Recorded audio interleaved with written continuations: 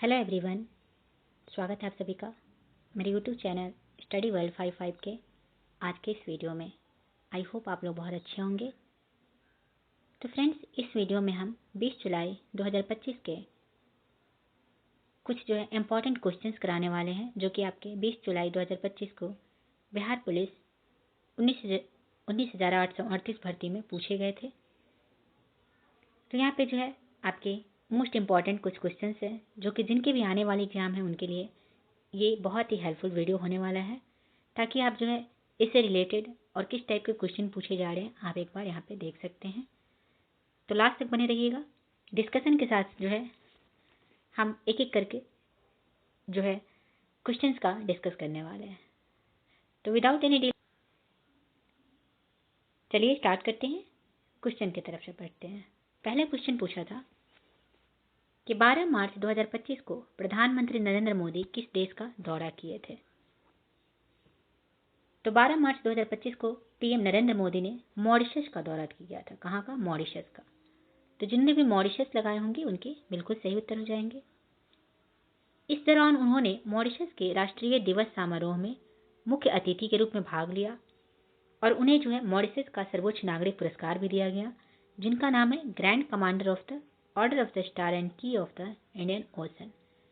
ये मॉरिशस की तरफ से उन्हें सर्वोच्च नागरिक सम्मान पुरस्कार भी दिया गया। हो सकता है आपके नेक्स्ट एग्जाम में ये भी क्वेश्चन पूछे जाए कि कौन से देश ने प्रधानमंत्री नरेंद्र मोदी को अपना सर्वोच्च नागरिक पुरस्कार प्रदान किया। तो आपके आंसर क्या हो जाएंगे? तो मॉरिशस।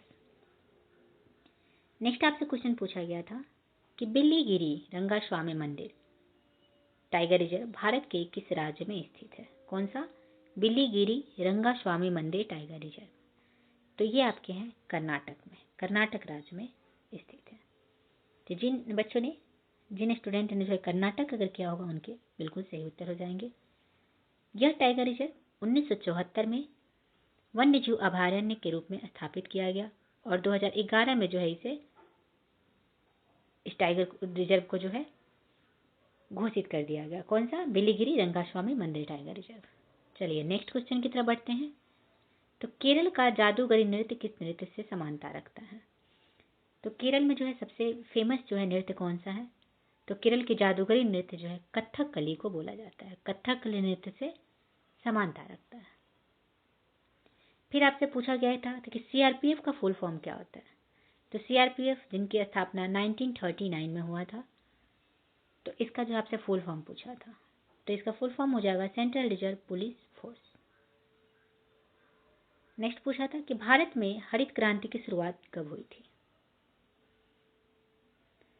तो भारत में हरित क्रांति की शुरुआत 1966 से 67 के दशक में हुआ था। इसका मुख्य उद्देश्य था खाद्यान्न उत्पादन बढ़ाना, विशेष करके गेहूं और चावल। इससे जो क्षेत्र प्रभावित थे वो थे पंजाब, हरियाणा, पश्चिमी उत्तर प्रदेश। आपसे ये भी क्वेश्चन बन सकता है, पूछा जा सकता है कि हरित क्रांति के जनक कौन थे? Father of green revolution in India कौन थे? तो MS स्वामीनाथन।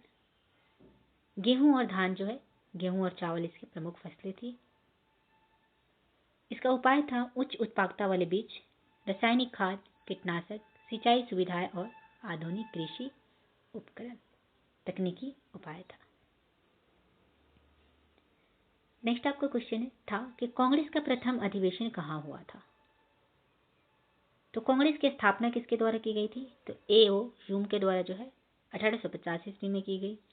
अब यहाँ पे पूछा है कि कांग्रेस का प्रथम अधिवेशन कहाँ हुआ था।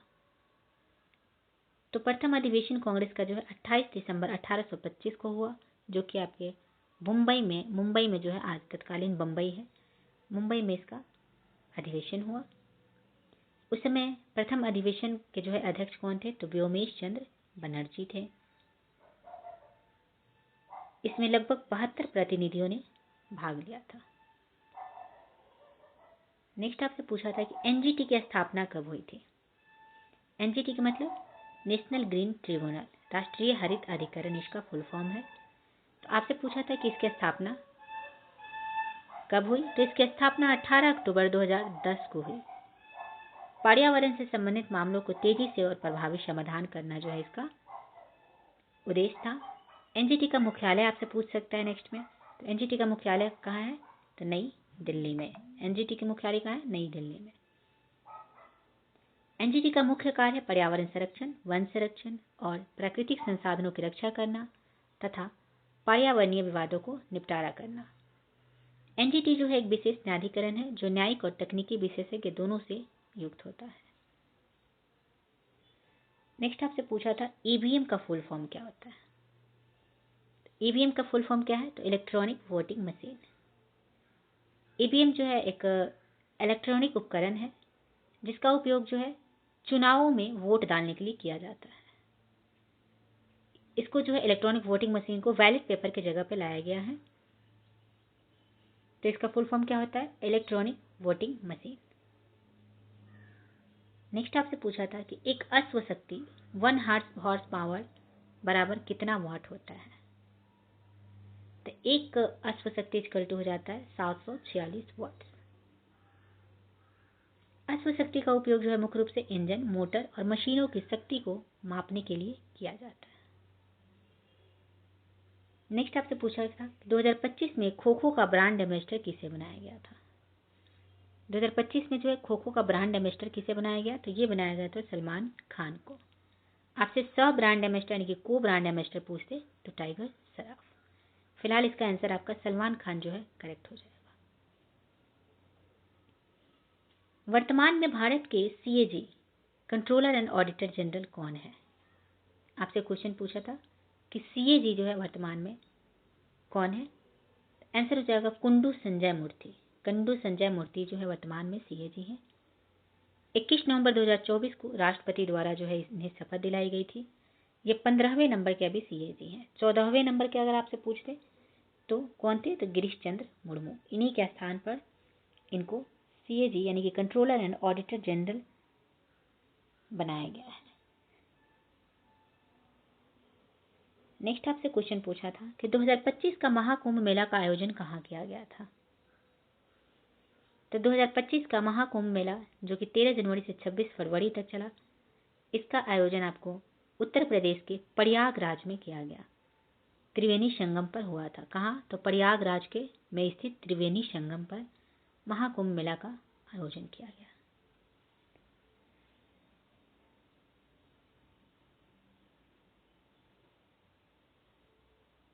नेक्स्ट आपका क्वेश्चन पूछा मथौली जलप्रपात बिहार के किस जिले में है? तो मथौली जलप्रपात जो है जिसको मंझर कुंड भी बोला जाता है, मंझर कुंड, तो ये बिहार के रोहतास जिले में स्थित है। यह कैमूर की पहाड़ियों में स्थित एक लोकप्रिय पर्यटन स्थल है। आपसे जो है नेक्स्ट एग्जाम में ये भी पूछ सकता है कि ककोला जलप्रपात कहाँ है? तो ककोला जलप्रपात बिहार के नवादा जिले में स्थित है।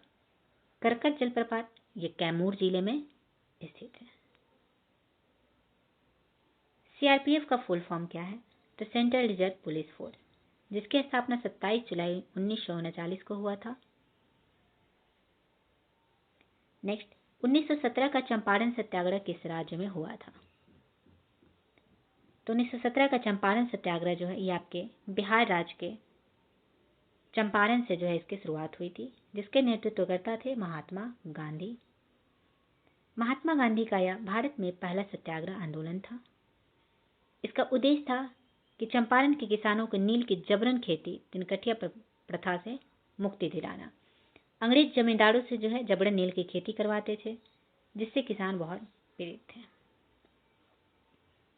नेक्स्ट आपसे क्वेश्चन पूछा गया था चंपारण सत्याग्रह किस प्रथा के खिलाफ किया गया था? तो चंपारण सत्याग्रह ये जो है आपके तिनकठिया प्रथा के खिलाफ किया गया था।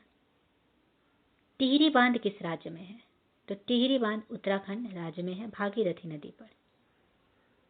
बिहार में जिलों की संख्या कितनी है? करेक्ट हो जाएगा 38 जिले। बिहार में टोटल कितने जिले हैं? तो 38 जिले। आपसे नेक्स्ट ये भी पूछ सकता है कि बिहार में जो है कितने प्रमंडल है, जो कि आपके 16 जुलाई वाले पेपर में पूछा था। तो बिहार में टोटल कितने प्रमंडल हैं? तो 9। फिर आपसे पूछा था कि वाल्मीकि राष्ट्रीय उद्यान कहाँ स्थित है? तो वाल्मीकि राष्ट्रीय उद्यान ये आपके बिहार के पश्चिम चंपारण जिला में स्थित है। 2024 के लिए 59वां ज्ञानपीठ पुरस्कार किसे मिला है? आंसर होगा डॉक्टर विनोद कुमार शुक्ल को।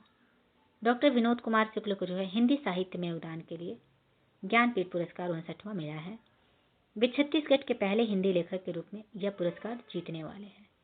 58वां की अगर बात करें तो ये जो है गीतकार और कवि गुलजार और संस्कृत विद्वान जगत गुरु राम भद्राचार्य को मिला था। एक क्वेश्चन और आपसे पूछा गया था कि रामधारी सिंह दिनकर को जो है ज्ञानपीठ पुरस्कार प्राप्त किया गया था, तो वो किस पुस्तक के लिए? तो आपका जो हो जाएगा उर्वशी के लिए। बोल्शेविक क्रांति, जिसे रूसी क्रांति 1917 भी कहा जाता है, इसके प्रमुख नेता कौन थे? वर्ल्ड हिस्ट्री से भी जो है 2 से 3 क्वेश्चन आपको हर एग्जाम में देखने को मिल रहा है। तो बोल्शेविक क्रांति, जिसे रूसी क्रांति 1917 भी कहा जाता है, इसका प्रमुख नेता थे व्लादिमीर इल्चिन लेनिन। जिन्होंने भी ये ऑप्शन जो है दिया होगा उनका करेक्ट हो जाएगा। अभिज्ञान शकुंतलम के लेखक कौन है? तो अभिज्ञान शकुंतलम के लेखक है कालिदास। कालिदास के द्वारा ये पुस्तक लिखी गई थी। चंद्रगुप्त मौर्य के प्रधान सलाहकार कौन थे?